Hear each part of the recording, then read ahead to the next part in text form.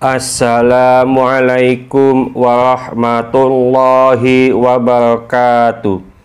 Kali ini saya ingin membahas tadabbur Al-Quran yang berkenaan dengan hati orang munafik ada penyakit. Tepatnya di surat Al-Baqarah ayat 10 yang berbunyi A'udzubillahi minasyaitonirrajim. Bismillahirrahmanirrahim. Fi qulubihim maradun fazadahumullahu marada walahum adzabun alimum bima kanu yakdzibun. Dalam hati mereka ada penyakit, lalu ditambah Allah penyakitnya, dan bagi mereka siksa yang pedih disebabkan mereka berdusta. As-Sadi mengatakan dari Abu Malik, dari Abu Sholeh, dari Ibnu Abbas, juga dari Murrah Al-Hamdani, dari Ibnu Mas'ud, serta dari sejumlah sahabat Rasulullah SAW sehubungan dengan firman-Nya fi qulubihim maradun, di dalam hati mereka ada penyakit, yakni keraguan. Fazadahumullahu marada, lalu ditambah Allah penyakitnya, yakni keraguannya. Ibnu Ishaq mengatakan dari Muhammad bin Abu Muhammad, dari Ikrimah atau Sa'id bin Jabir, dari Ibnu Abbas, bahwa fi qulubihim maradun artinya keraguan. Hal yang sama dikatakan pula oleh Mujahid, Ikrimah, Al-Hasan Al-Basri, Abul Aliyah, dan Ar-Rabi' ibnu Anas, serta Qatadah. Dari Ikrimah dan Tawus disebutkan sehubungan dengan firman Allah fi qulubihim maradun, di dalam hati mereka ada penyakit. Yang dimaksud ialah riya atau pamer. Ad-Daha mengatakan dari Ibnu Abbas bahwa fi qulubihim maradun artinya nifak, dan fazadahumullahu maradun, yakni nifak atau munafik pula. Pendapat ini sama dengan yang pertama. Abdurrahman ibnu Zaid ibnu Aslam mengatakan fi qulubihim maradun artinya penyakit dalam masalah agama, bukan penyakit pada tubuh. Mereka yang mempunyai penyakit ini adalah orang-orang munafik, sedangkan penyakit tersebut adalah berupa keraguan yang memasuki hati mereka terhadap Islam. Fazadahumullahu maradun artinya lalu ditambah oleh Allah kekafirannya. Selanjutnya Abdurrahman ibnu Zaid ibnu Aslam membacakan firman-Nya. Bismillahirrahmanirrahim. Fa ammal ladina amanu fazadathum imanan wa hum yastabshirun. Wa ammal ladina fi qulubihim maradun fazadathum rijsan ila rijsihim. Adapun orang-orang yang beriman, maka surat itu menambah imannya, sedangkan mereka merasa gembira. Dan adapun orang-orang yang di dalam hati mereka ada penyakit, maka dengan surat itu bertambah kekafiran mereka, di samping kekafirannya yang telah ada. Terdapat di surat At-Taubah ayat 124 dan 125. Menurutnya, makna yang dimaksud ialah bertambahlah kejahatan mereka di samping kejahatan yang ada, dan kesesatan di samping kesesatan yang telah ada pada diri mereka. pendapat yang dikatakan oleh Abdurrahman ibnu Zaid ini merupakan pembalasan yang sesuai dengan jenis amal perbuatan. Demikian pula pendapat ulama yang mendahulunya. Hal yang sama dikatakan pula di dalam firman Allah, A'udzubillahi minasyaitonirrajim, walladzina ihtadaw zadahum hudaw wa atahum taqwahum. Dan orang-orang yang mendapat petunjuk Allah menambah petunjuk kepada mereka dan memberikan kepada mereka balasan ketakwaannya. Terdapat di surat Muhammad ayat 17. Firman Allah, bima kanu yakdzibun, disebabkan mereka berdusta. Lafaz yakdzibun dapat dibaca yukadzibun, artinya disebabkan apa yang mereka dustakan. Dikatakan demikian karena mereka mempunyai kedua sifat tersebut, yakni mereka adalah orang-orang yang berdusta, juga mendustakan yang gaib. Dengan kata lain, di dalam diri mereka terdapat sifat ini dan sifat itu. Imam Qurtubi dan lain-lainnya dari kalangan ulama tafsir pernah ditanya mengenai hikmah Nabi Shallallahu Alaihi Wasallam tidak membunuh orang-orang munafik, padahal beliau mengetahui dengan jelas sebagian dari mereka. Lalu mereka mengemukakan jawaban mengenainya yang antara lain ialah melalui apa yang telah disebutkan di dalam kitab Sahihain bahwa Nabi Shallallahu Alaihi Wasallam pernah bersabda kepada Umar ibnu Khattab radhiyallahu anhu, "Akrahu ayyatahaddatsal Arabu anna Muhammadan yaqtulu ashabahu." Aku tidak suka bila nanti orang-orang Arab mengatakan bahwa Muhammad membunuh teman-temannya. Dengan kata lain, beliau merasa khawatir bila hal tersebut dilakukannya akan mengubah sikap kebanyakan orang-orang Arab hingga mereka antipati untuk masuk Islam. Mengingat mereka tidak mengetahui hikmah di balik hukuman mati yang beliau Nabi Shallallahu Alaihi Wasallam jatuhkan terhadap mereka, yaitu orang-orang munafik. Dan mereka sama sekali tidak mengerti bahwa sesungguhnya Nabi Shallallahu Alaihi Wasallam menghukum mereka hanya karena kekufuran. Yang mereka simpulkan hanyalah lahiriah yang tampak bagi mereka. Lalu mereka katakan bahwa Muhammad telah membunuh teman-temannya sendiri. Al-Qurtubi mengatakan, demikianlah pendapat ulama madhab kami dan selain mereka. Perihalnya sama dengan pemberian yang diberikan oleh Nabi Shallallahu Alaihi Wasallam kepada kaum mu'allafah, yaitu orang-orang yang sedang dibujuk hatinya masuk Islam. Padahal Nabi Shallallahu Alaihi Wasallam jelas mengetahui keburukan keyakinan mereka. Ibnu Atiyah mengatakan bahwa pendapat ini adalah yang dianut oleh murid-murid Imam Malik. Pendapat ini dinaskan oleh Muhammad ibnul Jahm dan Al-Qadhi Ismail serta Al-Mabhuri Majishun.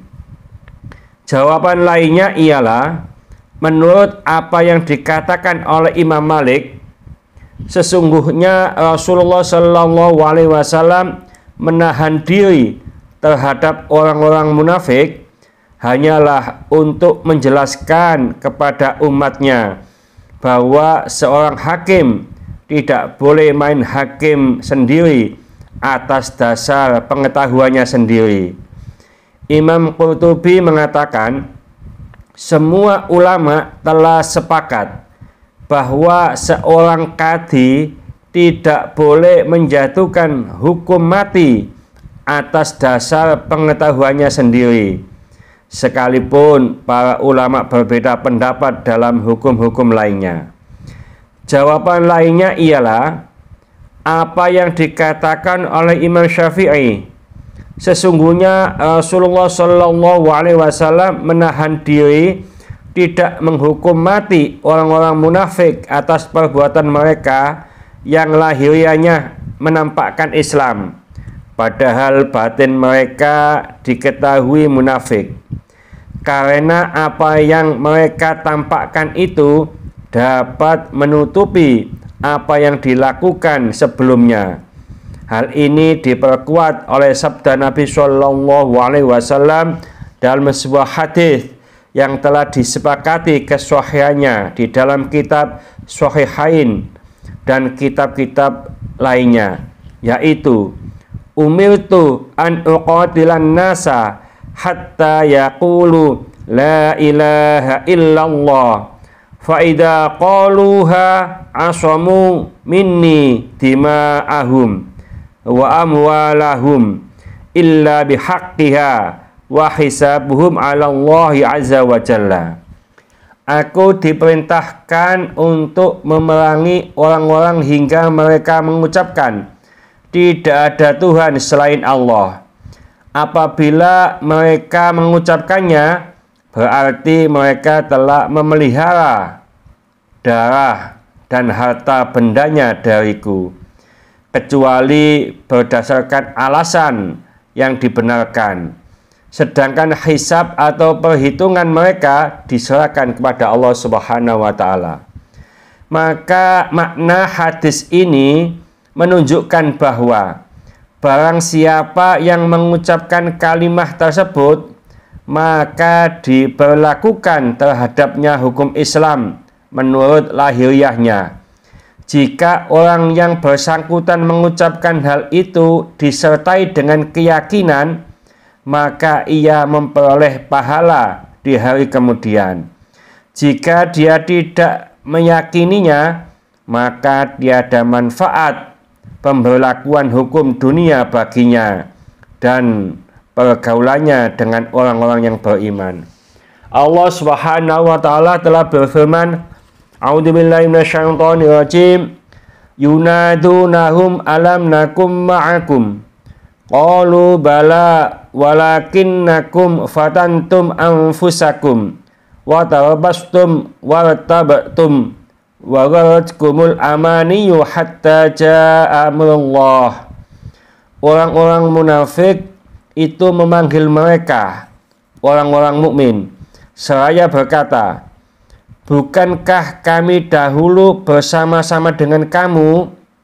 Mereka, orang-orang mukmin menjawab, benar, tetapi kalian mencelakakan diri kalian sendiri dan menunggu kehancuran kami, dan kalian ragu-ragu serta ditipu oleh angan-angan kosong sehingga datanglah ketetapan Allah. Terdapat di dalam surat Al-Hadid ayat 14. Mereka, orang-orang munafik itu bergaul dengan orang-orang mukmin dalam sebagian dari pergaulannya, tetapi apabila orang-orang munafik itu dituntut melakukan suatu kewajiban, mereka berbeda dengan orang-orang yang beriman dan berada di belakang kaum mukmin. Allah Subhanahu wa Ta'ala berfirman, A'udzubillahi minasyaitonirrajim, wa hila bainahum wa baina ma yashtahun, dan dihalangi antara mereka dengan apa yang mereka ingini. Terdapat di surat Saba ayat 54. Orang-orang munafik itu tidak mungkin ikut sujud bersama kaum mukmin, sebagaimana yang dijelaskan oleh banyak hadis. Jawaban lainnya ialah apa yang dikatakan oleh sebagian ulama, sesungguhnya Nabi Shallallahu Alaihi Wasallam tidak menghukum mati mereka karena beliau tidak merasa khawatir terhadap kejahatan dan makar mereka. Mengingat beliau Shallallahu Alaihi Wasallam masih hidup di antara kaum mukmin dan membacakan kepada mereka ayat-ayat Allah yang memberikan penjelasan. Sesudah beliau Shallallahu Alaihi Wasallam wafat, mereka dihukum mati bila menampakkan kemunafikannya dan diketahui oleh kaum muslim. Imam Malik mengatakan bahwa orang munafik di masa Rasulullah Shallallahu Alaihi Wasallam sama halnya dengan kafir zindik di masa sekarang, yakni masa Imam Malik. Menurut Syekh Ibnu Katsir, para ulama berselisih pendapat mengenai hukuman mati terhadap kafir zindik jika ia menampakkan kekufurannya. Apakah diminta bertobat atau langsung dihukum mati? Apakah ada bedanya antara orang zindik yang telah mendengar dakwah Islam dan yang belum pernah tersentuh oleh dakwah Islam? Ataukah disyaratkan hendaknya perbuatan murtadnya itu bersifat berulang-ulang atau tidak? Dan apakah masuk Islamnya atau kekafirannya disyaratkan atas kehendak sendiri atau sesudah Islam tampak baginya? Ada berbagai pendapat yang menanggapinya.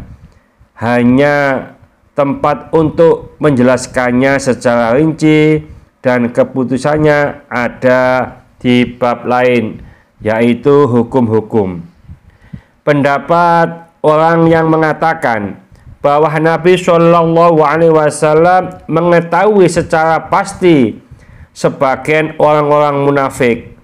Sesungguhnya yang dijadikan sandaran dalil baginya hanyalah hadis Hudzaifah ibnu Yaman yang di dalamnya disebut nama-nama mereka yang jumlahnya ada 14 orang munafik dalam perang Tabuk, yaitu mereka yang berniat membunuh Rasulullah Shallallahu Alaihi Wasallam di dalam kegelapan malam di salah satu lembah di Tabuk. Mereka bermaksud melaratkan unta yang dikendarainya dengan tujuan agar Nabi Shallallahu Alaihi Wasallam terjatuh.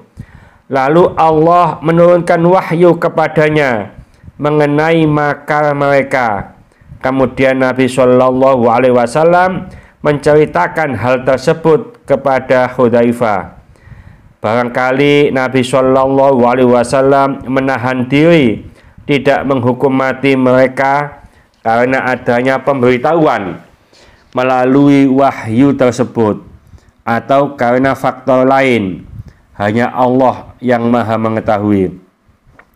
Selain mereka, sesungguhnya Allah Subhanahu wa taala menyebutkannya melalui firman-Nya, A'udzubillahi minasyaitonirrajim, wa mimman haulakum minal a'rabi munafiqun wa min ahlil madinati maradu 'alan nifaq la ta'lamuhum nahnu na'lamuhum.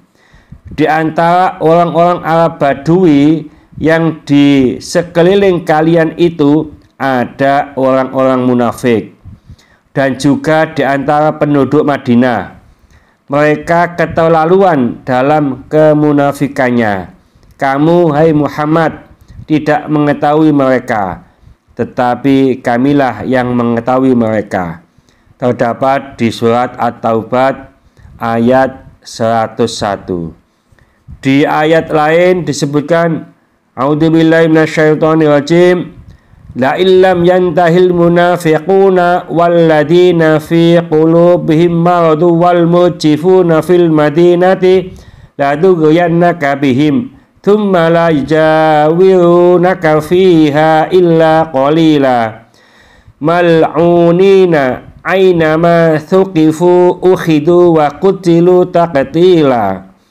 Sesungguhnya jika tidak berhenti orang-orang munafik, orang-orang yang berpenyakit dalam hatinya, dan orang-orang yang menyebarkan kabar bohong di Madinah dari menyakitimu, niscaya kami perintahkan kamu untuk memerangi mereka.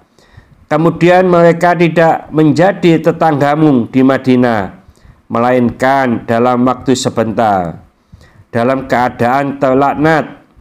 Di mana saja mereka dijumpai, mereka ditangkap dan dibunuh dengan sehebat-hebatnya.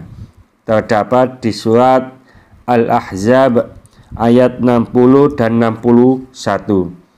Di dalam ayat ini terkandung pengertian bahwa Nabi Shallallahu Alaihi Wasallam sebenarnya tidak mengetahui mereka dan tidak mengenal mereka secara perorangan, melainkan hanya disebutkan kepadanya mengenai sifat-sifat orang munafik. Dengan bekal tersebut beliau dapat menandainya pada sebagian dari kalangan mereka, sebagaimana yang dinyatakan di dalam firman Allah yang lain. A'udzubillahi minasyaitonirrajim.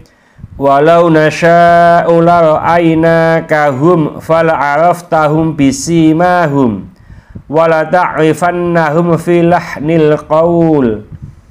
Dan kalau kami menghendaki, niscaya kami tunjukkan mereka kepadamu, sehingga kamu benar-benar dapat mengenal mereka melalui tanda-tandanya, dan kamu benar-benar akan mengenal mereka dari kiasan-kiasan perkataan mereka. Terdapat di surat Muhammad ayat 30. Di antara mereka yang terkenal kemunafikannya ialah Abdullah ibnu Ubay ibnu Salul. Kemunafikannya telah disaksikan oleh Zaid ibnu Arqam radhiyallahu anhu setelah ada penjelasan mengenai sifat-sifat orang munafik. Sekalipun demikian, ketika Abdullah ibnu Ubay bin Salul mati, Nabi Shallallahu Alaihi Wasallam ikut menyolatkannya dan bahkan menyaksikan penguburannya, sebagaimana yang beliau lakukan terhadap kaum muslim lainnya. Ketika Umar ibnu Khattab radhiyallahu anhu menegurnya karena perbuatan tersebut, maka beliau Shallallahu Alaihi Wasallam bersabda, "Inni akrahu an tatahaddatsal arabu anna Muhammadan yaqtulu ashabahu." Sesungguhnya aku tidak suka bila nanti orang-orang Arab Badui membicarakan bahwa Muhammad membunuh teman-temannya sendiri. Di dalam riwayat lain, dalam hadis sahih disebutkan, "Inni khayyirtu fakhtartu." Sesungguhnya aku disuruh memilih, maka aku melakukan pilihan, yakni ikut menyolatkan dan menguburkannya. Lau a'lamu anni lau zidtu ala sab'ina yaghfir lahu lazidtu. Seandainya aku mengetahui bahwa jika aku melakukan istighfar buatnya lebih dari 70 kali dia diampuni, niscaya aku akan menambahkannya. Mudah-mudahan sedikit ini dibarengi hidayah dari Allah Subhanahu wa Ta'ala. Mudah-mudahan bermanfaat bagi kita semuanya. Sampai jumpa di video yang akan datang. Akhir kalam, wassalamualaikum warahmatullahi wabarakatuh.